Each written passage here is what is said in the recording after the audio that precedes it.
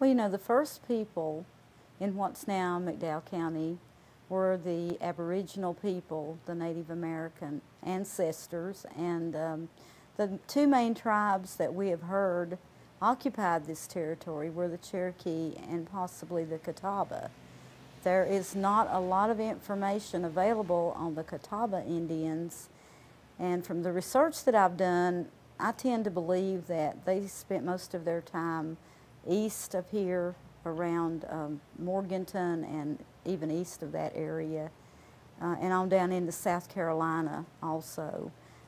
But the story goes that they hunted in this area and that the Cherokee and the Catawba vied for hunting rights to this territory and had several major conflicts over the land.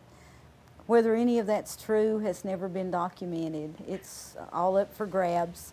Depends on who you talk to. So most of the stories that we do have access to are about the Cherokee people. And they were the ones who claimed ownership of this land just prior to and during the Revolutionary War. So those are the people that I have focused more on in my research. Those are the people that were instrumental during the Revolution in the conflict with the white settlers.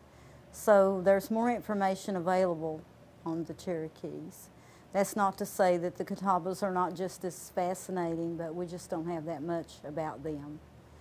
There have been some archaeological studies done in McDowell County on a limited basis, and those studies have also proved inconclusive. There have been artifacts located that lead these archaeologists to believe that both tribes may have been here at one time, so that would substantiate the kind of no man's land hunting territory theory that a lot of researchers have put forth previously. The Cherokee people, because they are my ancestors also, way back, have always been of great interest to me, and I've read more about them and studied more about them than any other Native American tribe. They have a wonderful, fascinating history. And a lot of the streams, the place names in western North Carolina, of course, came from Cherokee words. Many places over in the Smoky Mountains, over in that direction that we know today, Cataloochee, Tuskegee, places like that came from Cherokee. They have a beautiful language. It's a lyrical language. For example, Mill Creek, the Cherokee word for creek is Equone Usti, which means small river. Equone is the word for river, and Usti means small or little. One of the reasons that it was so difficult for the early settlers to understand the Cherokee was because of the fascination of the Europeans with the land. It was all about the land with these folks.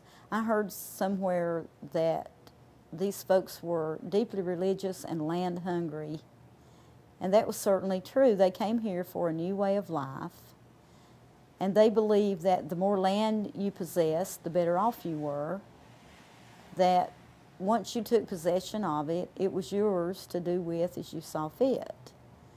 And of course, they didn't realize the extent to which even then they were exploiting the land and devastating the forests and the plant life and depleting the wildlife populations. They didn't see it that way. It looked limitless to them. There were these millions of acres of old growth forests and just an apparently limitless abundance of deer, and back then elk and even buffalo and turkey and all the different animals that they needed for food and all the things that they used them for. This all just looked limitless to them. But to the Cherokee, they saw themselves as stewards of the land. They believed that no one owned the land, that the land doesn't belong to us, instead we belong to it. And so it was that different viewpoint that fostered a lot of the trouble, at least in my estimation.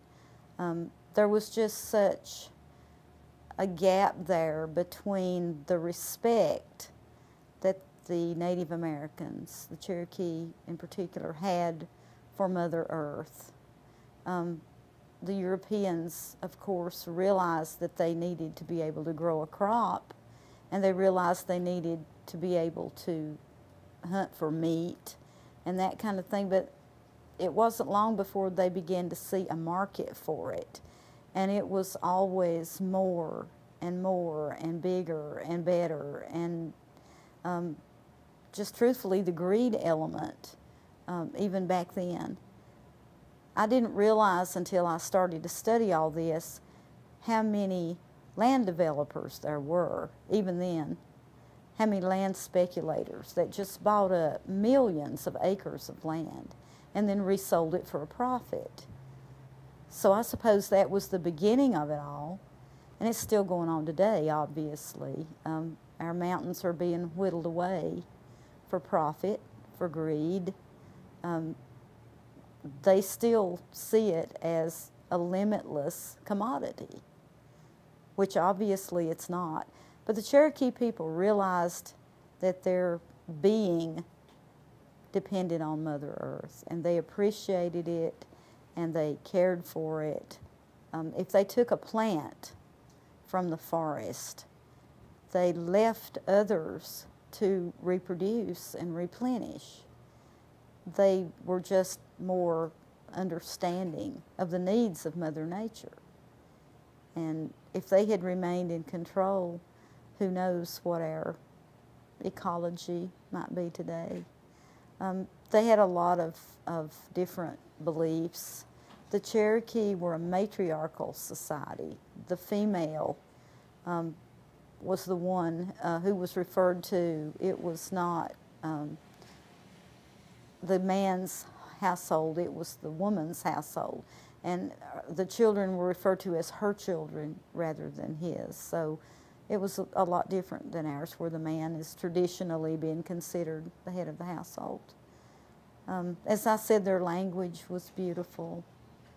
Their ideas were beautiful to me. They were just an amazing people, and still are. I'd like to know more about them. There are a lot of stories for people who like to read this kind of thing in James Mooney's book, History, Myths, and Sacred Formulas of the Cherokee. That's a really good source. He lived with them and wrote a report for the Bureau of American Ethnology back in the late 1800s, and that's a wonderful source for anybody that wants to study them. Their legends are really special. A lot of their legends are about animals and about nature. And one of the ones that I particularly like, that I've thought about a lot in connection with some of the mountains around here, is the story of the Yuktana, or the Great Snake.